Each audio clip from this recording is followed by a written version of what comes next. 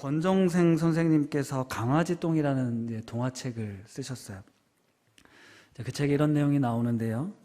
하나님은 쓸데없는 물건은 하나도 만들지 않으셨어.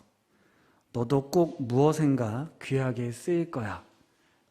흙이 강아지 똥에게 해준 이야기입니다. 근데 이 내용은 단순히 강아지 똥만 해당되는 내용이 아니라 사람도 마찬가지죠. 이 세상에 쓸모없는 사람이라 생각하더라도 자신의 존재 가치를 발견하는 경험을 하게 되면 자기를 사랑하게 되고 또 생명의 소중함을 느끼게 됩니다.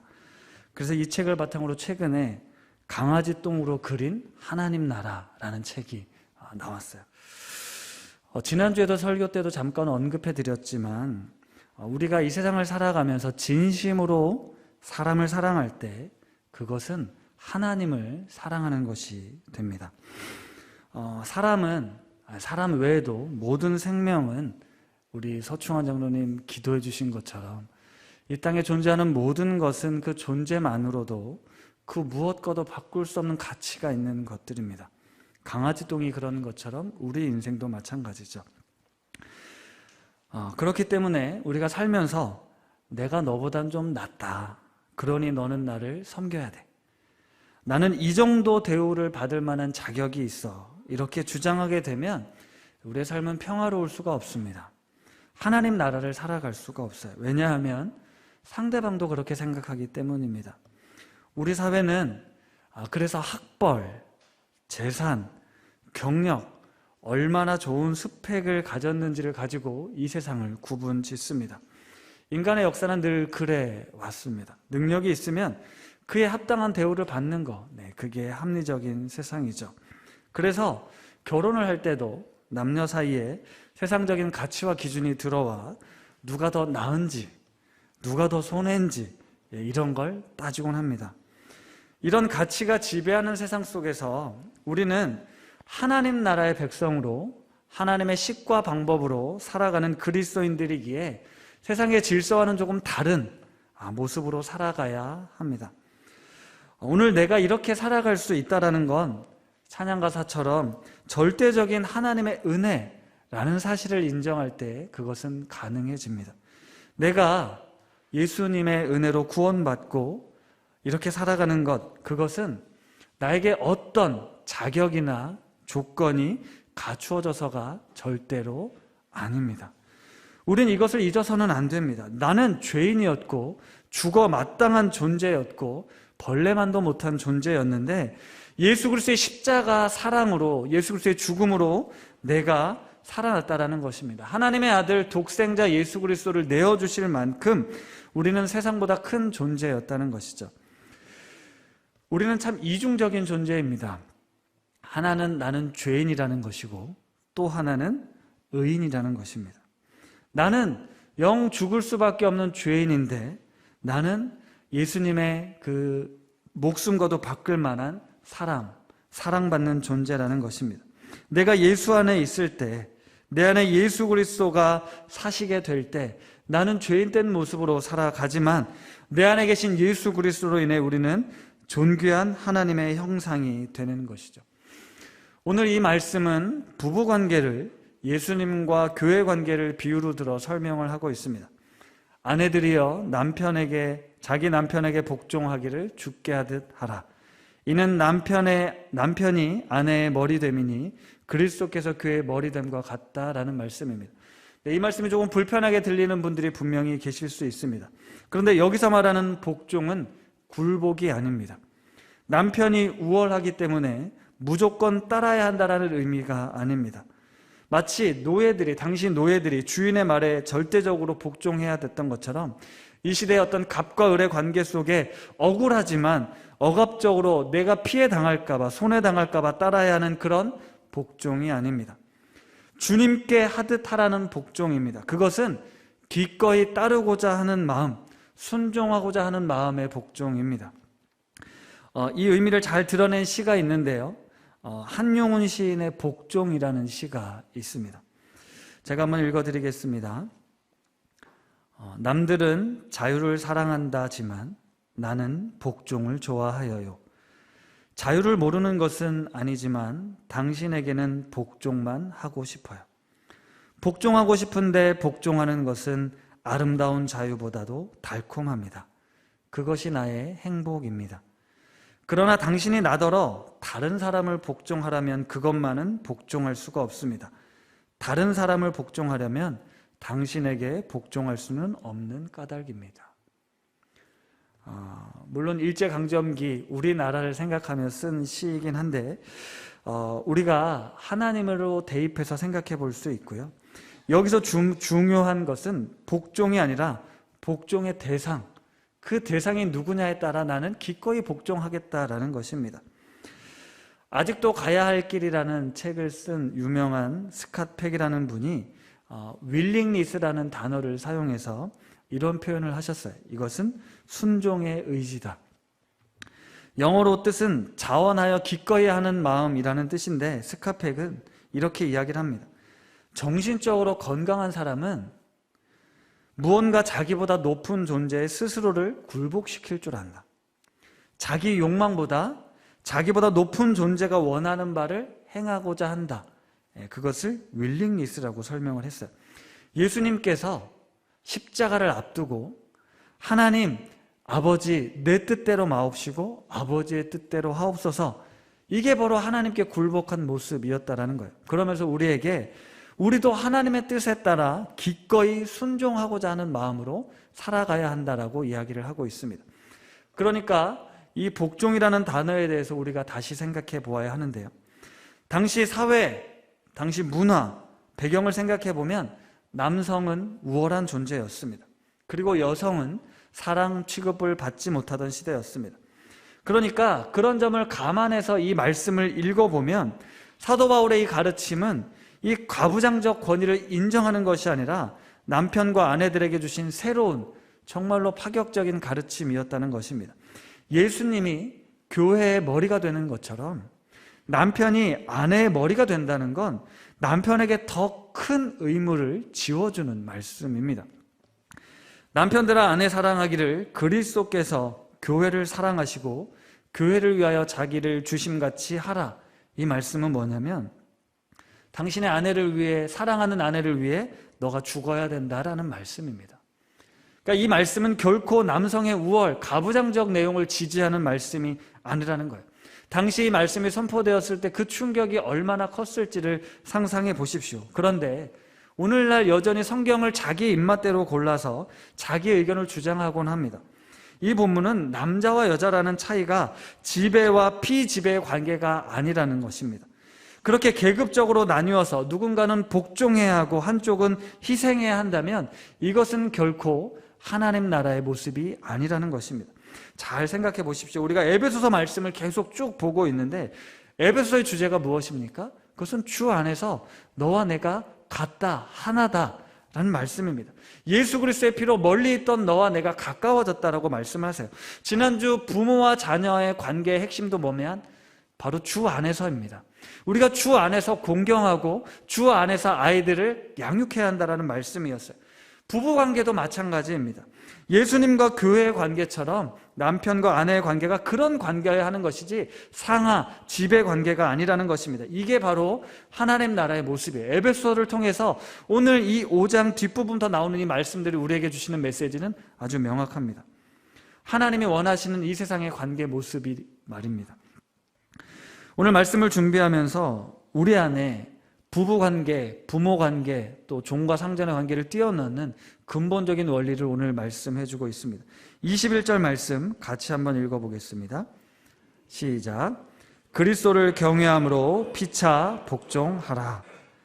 경외라는 단어, 일상에서 잘 쓰지 않는 단어지만 흔히 두려움이라고 번역을 합니다.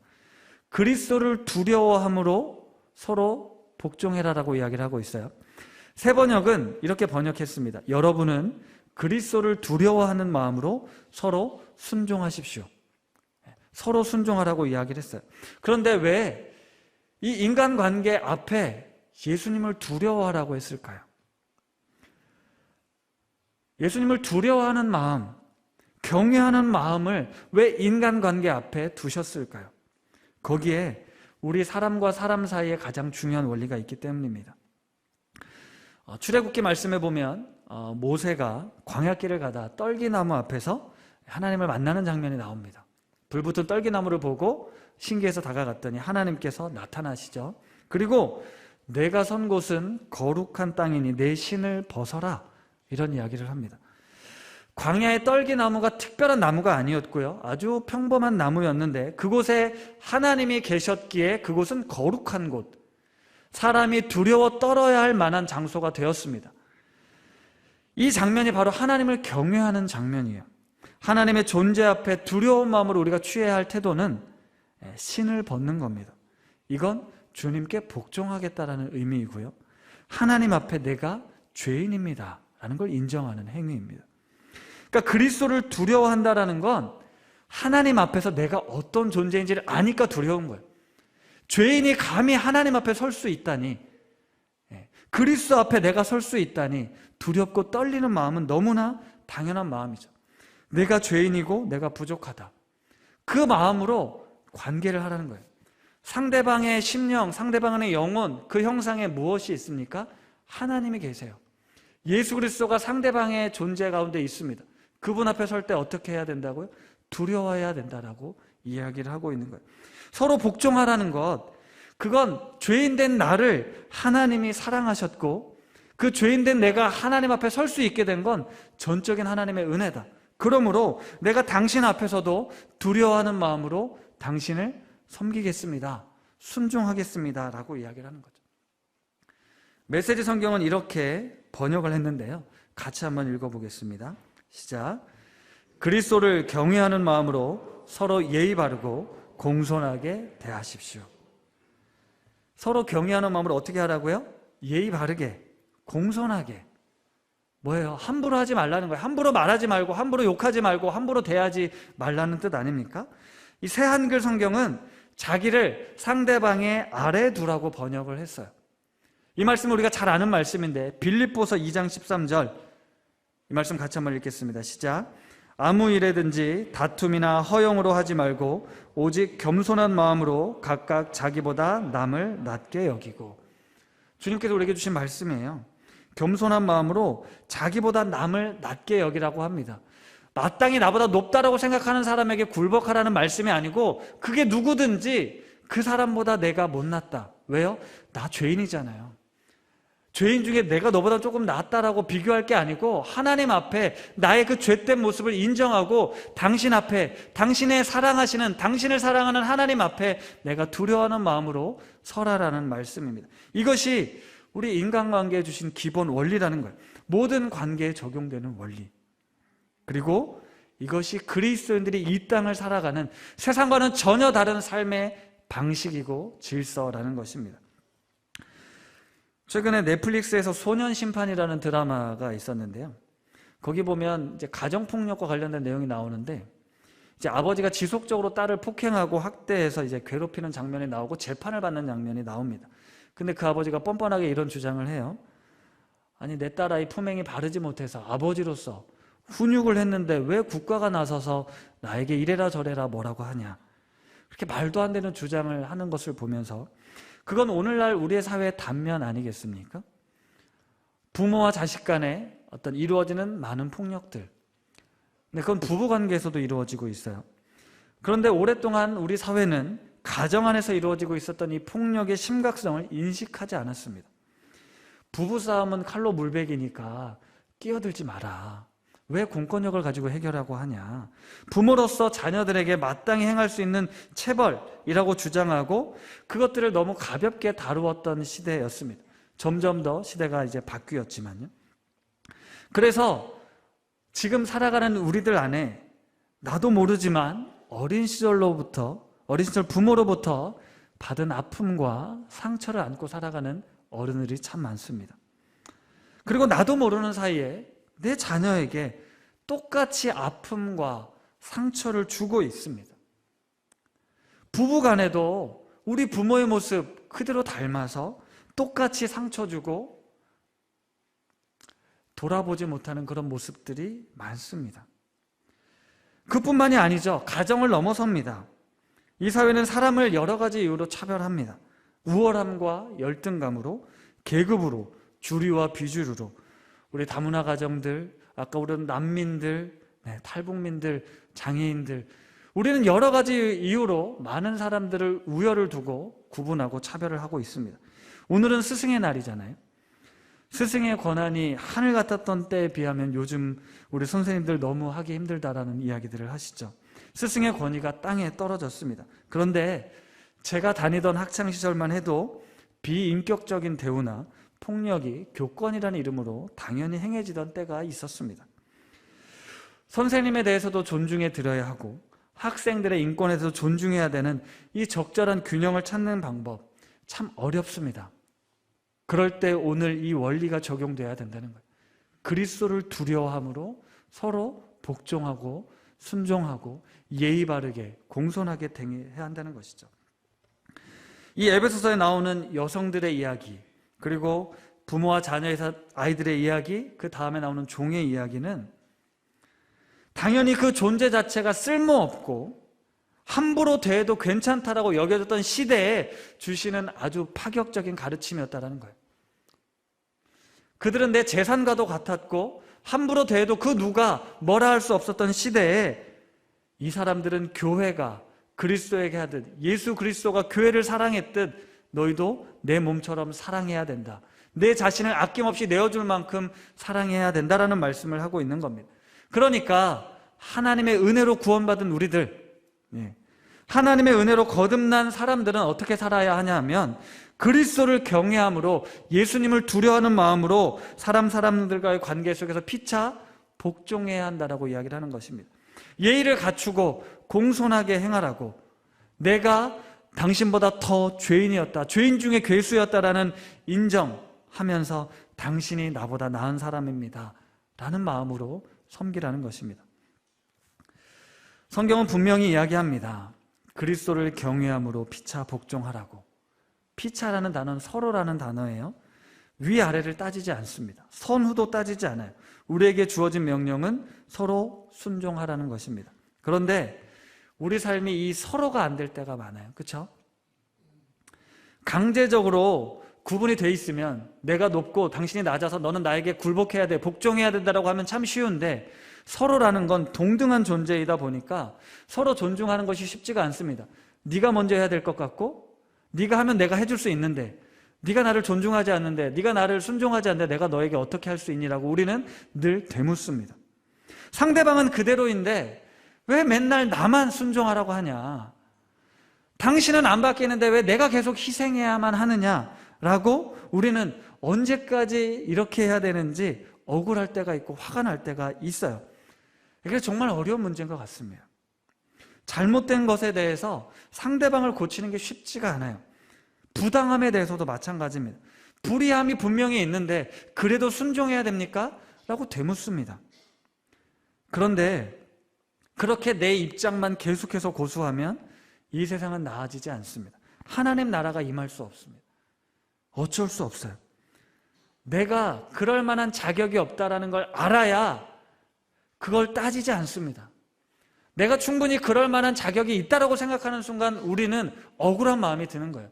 그런 마음이 없으면 우리는 기꺼이 희생하고 또 섬길 수밖에 없는 사는 것이죠. 내가 죄를 반성하고 내가 자격이 갖춰지면 내가 너를 희생할게, 만약에 주님께서 우리에게 그러셨다면 우리는 아직까지도 구원 은혜를 경험할 수 없었을걸요. 내가 자격이 되고 조건이 갖춰주면 내가 너를 용서해 줄게, 내가 너를 사랑할게, 그랬다면 여기 있는 우리 중에 그 누구도 하나님의 용서와 사랑을 받을 수 있는 존재는 없습니다. 그 은혜를 깨닫는 사람이 결국 이 삶을 살 수 있게 되는 것이고, 그 삶에서 찾아오는 이 하나님 나라의 평화를 누리게 된다는 거죠. 말씀을 마무리하겠습니다. 우리가 예수를 믿고 복음을 받아들이면, 그래서 그리스도인이 된다면 하나님의 약속을 믿는 것입니다. 그리고 하나님의 공의로운 심판을 믿는 거예요. 나를 사랑하시는 하나님의 은혜로 내가 오늘을 살아가고 있다는 걸 감사하고, 그 은혜가 너무 커서 기꺼이 주의 말씀에 순종하는, 기꺼이 주님을 따르는 삶을 살게 되는 것입니다. 그리스도를 경외함으로 피차 복종하라는 이 말씀, 상대방에게 요구하지 마시고 내가 먼저, 오늘도 또 다시 내가 먼저 사랑으로 손 내밀고 섬기시는 우리 높은 뜻 우신 가족들 다 되시기를 축복합니다.